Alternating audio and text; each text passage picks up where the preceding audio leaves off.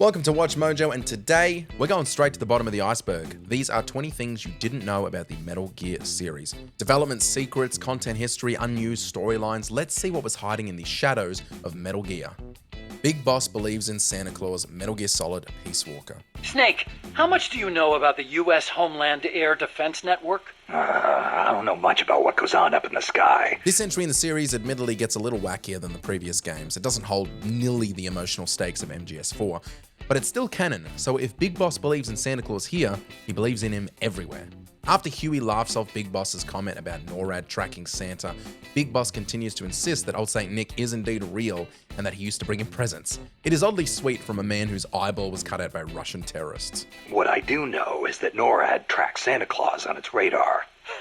Nice one. I didn't know you were a comedian too. Huh? No, I'm serious. It's true, NORAD tracks his... Listen to me. Every December they set up a hotline and... Mark II was planned for MGS1, Metal Gear Solid. It's me, Snake. Snake, it's me. Huh? Otacon.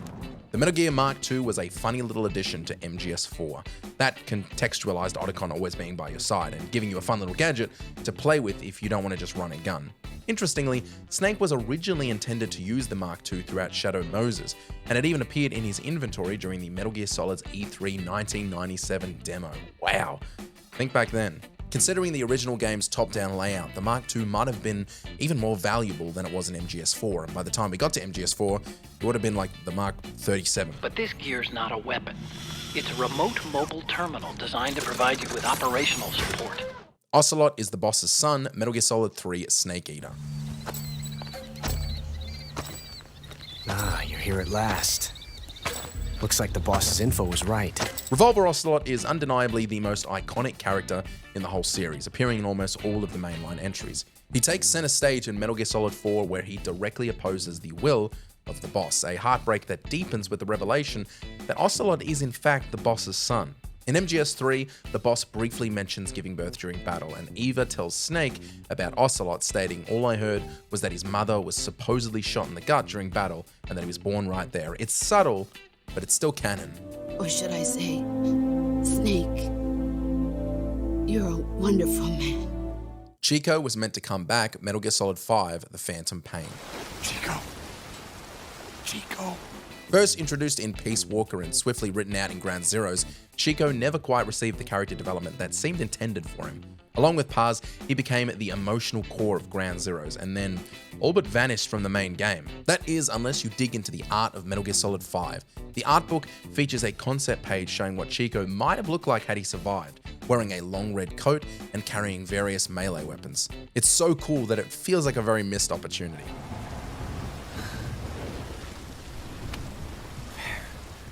David Hayter was almost replaced in MGS3, Metal Gear Solid 3 Snake Eater. Major, I've spotted 2 enemy soldiers. They're probably KGB troops sent to guard Sokolov. AK-47s and grenades. The decision to replace David Hayter with Kiefer Sutherland in Metal Gear Solid 5 Ground Zero sparked pretty major controversy. Hayter's seemingly abrupt departure caught many off guard, but the truth is, Kojima had been considering a change as far back as Metal Gear Solid 3 Snake Eater, and the salt between the two of them has become more and more a topic of public conversation, especially with Hayter. Back in MGS3, Kojima had hoped Kurt Russell would voice Big Boss and reportedly had a Konami producer approach him with the offer. I love Kojima, but it does seem like he treats Hayter like garbage, which makes me sad. I have a message from him. What is it? He said to tell you sorry for being so late. MGS4 Barber, Metal Gear Solid 4 Guns of the Patriots. Character customization is a staple of modern gaming, and originally players were going to have the option to customize Snake's facial hair in MGS4 using a razor found in-game. Kojima revealed that he had wanted to implement facial hair growth as early as Metal Gear Solid 2, but the PlayStation 2's hardware limitations held the idea back. With the PlayStation 3, however, the technology was finally up to par, and Kojima even showed 4 potential facial hair styles for old Snake, including a full beard that closely resembles an older Big Boss. At least we got growing hair by the time Red Dead 2 rolled around.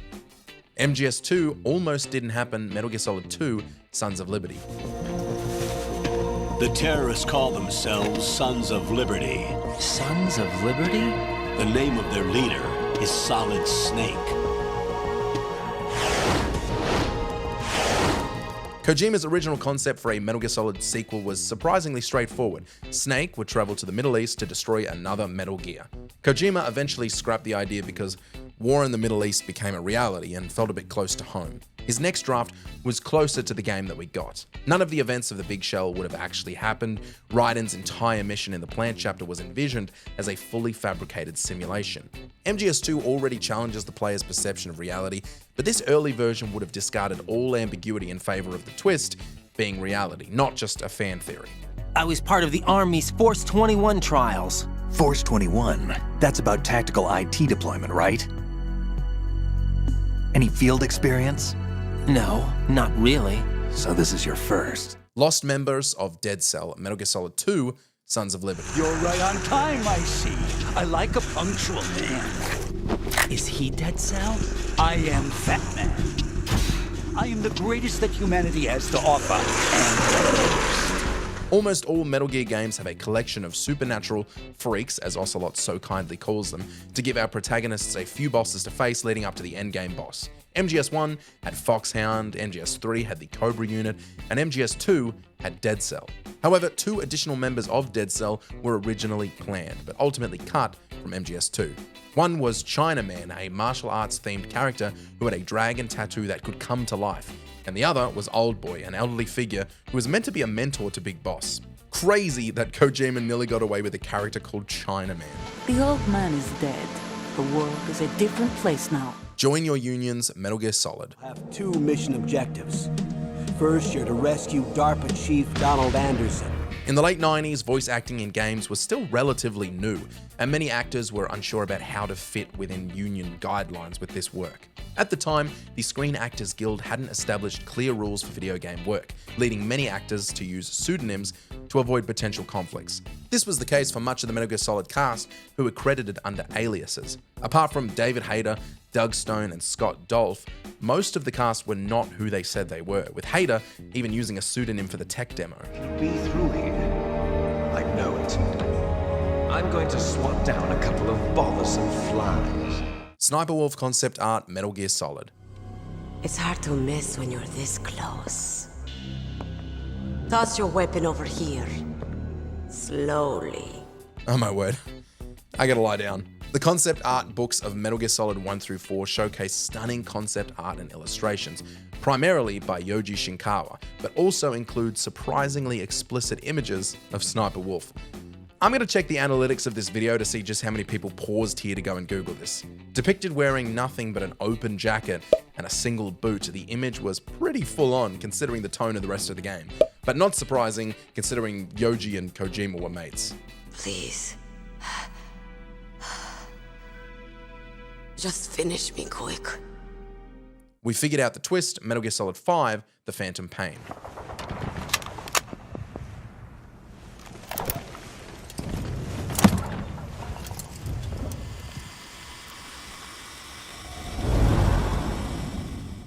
Spoiler alert, Venom Snake from MGS5 is not Big Boss, and some players were able to unravel Venom Snake's true identity by paying attention to Kojima's music choices in trailers and noticing the character's subtle new traits. With most other developers, Snake's new ponytail and vaping habit might have just been seen as a shift in direction for the character, but with Kojima, every detail carries weight.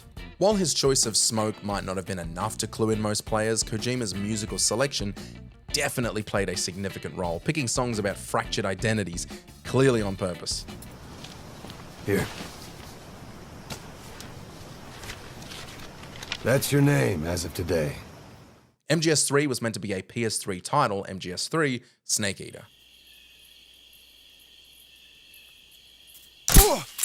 Metal Gear Solid 3 pushed the limits of the PS2's hardware, often feeling like a new generation experience within that gen.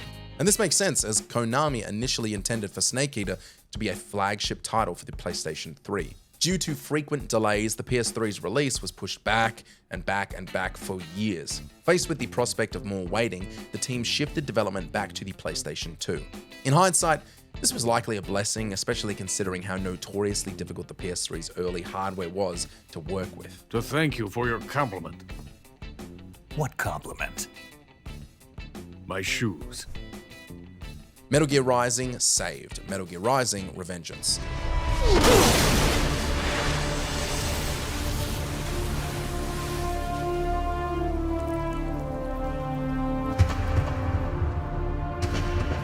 Originally, Metal Gear Rising was a spin-off from Kojima Productions titled Metal Gear Solid Rising. Rather than taking place after Metal Gear Solid 4, the game was meant to bridge the gap between MGS2 and MGS4, focusing on how Raiden rescued Sonny from the Patriots. Kojima entrusted his team to lead the project, but when he returned months later, he was disappointed with the progress and ultimately cancelled it.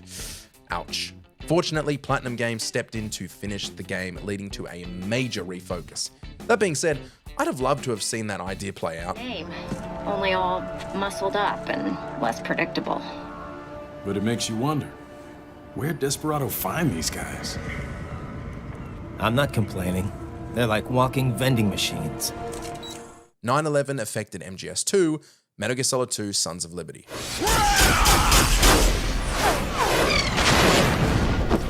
It's fairly common practice that horrific real-world events change films and TV and games that were being created well before these real-world events, to save audiences connecting their work with the real-world events. Metal Gear Solid 2 Sons of Liberty required alterations before its launch for this exact reason. The original ending featured Arsenal gear crashing into Manhattan and destroying several buildings, with the final battle between Raiden and Solidus ending with Raiden draping the American flag over Solidus's body.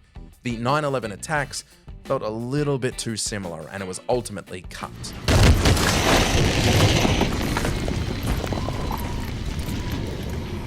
The Fear was one of Raiden's OG designs, Metal Gear Solid 2 Sons of Liberty. I don't smoke. Keep it anyway. May come in handy. In many ways, Raiden's design is a brilliant choice, as it adds another layer of discomfort to Metal Gear Solid 2, further unsettling the player. In another way, f*** Raiden. Regardless of how you feel about whiny Raiden, his design wasn't always what we ended up seeing. Early concept art for Sons of Liberty reveals that Snake Eater's The Fear was considered as one of Raiden's preliminary designs. Yes, the most erratic and disturbed member of the Cobras was almost the protagonist of Metal Gear Solid 2. Imagine that. Ugh. Soon a most exquisite pain will engulf your entire body. Your limbs will be paralyzed, your lungs cease to draw breath. Eventually, your heart will stop beating. But what fun would that be? Kojima strikes again, Metal Gear Solid 4, Guns of the Patriots. I am an octopus. An 8-legged beast. MGS4 introduced the Beauty and the Beast unit as its group of antagonists. Dressed in black and grey armor, the B&B Corps consists of 4 women, each suffering from PTSD. And after beating them, the women shed their armor to reveal their beauty, slowly advancing towards Snake in nothing but skin-tight suits covered in slime. The design is already unnecessarily erotic, which is even harder to digest when they're clearly having mental breakdowns, but Kojima initially intended to push the sexuality further by having the beauties approach Snake completely nude. Come on, Hideo, you naughty boy.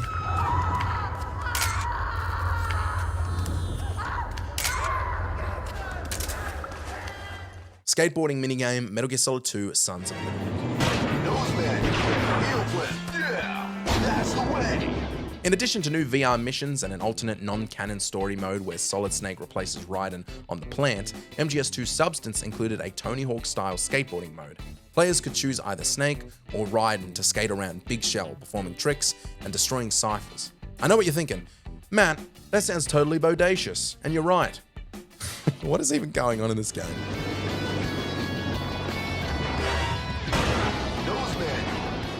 Snake's Dream, Metal Gear Solid 3, Snake Eater.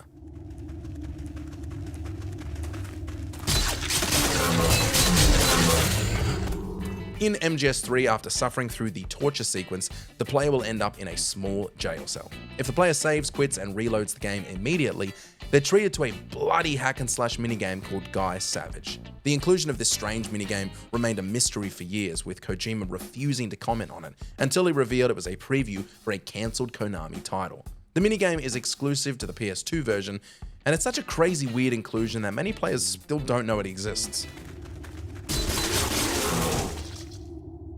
Raiden's reveal was protected Metal Gear Solid 2: Sons of Liberty.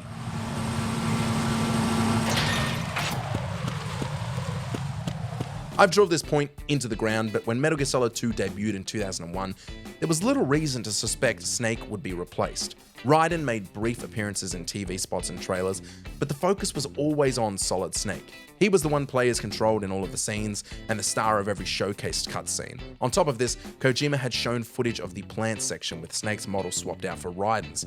It's a sneaky move and it really rubbed people the wrong way. Nothing here.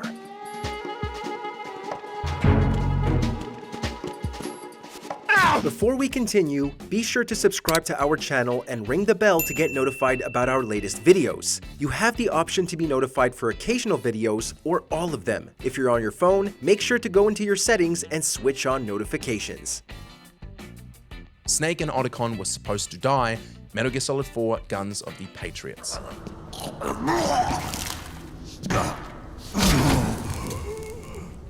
At the end of MGS4, and in the longest sequence of cutscenes in history, Snake decides to live out his remaining months in peace. It's an unexpected and beautiful conclusion to Solid Snake's story. However, Kojima originally envisioned a much darker ending, with Snake and Otacon surrendering themselves to the UN for their role in Metal Gear terrorism and being sentenced to execution.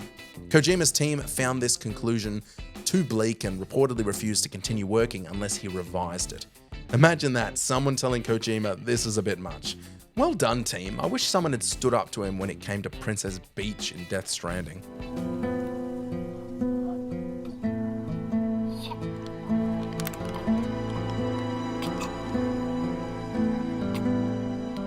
Did you enjoy this video? Check out these other clips from WatchMojo and be sure to subscribe and ring the bell to get notified of our latest videos.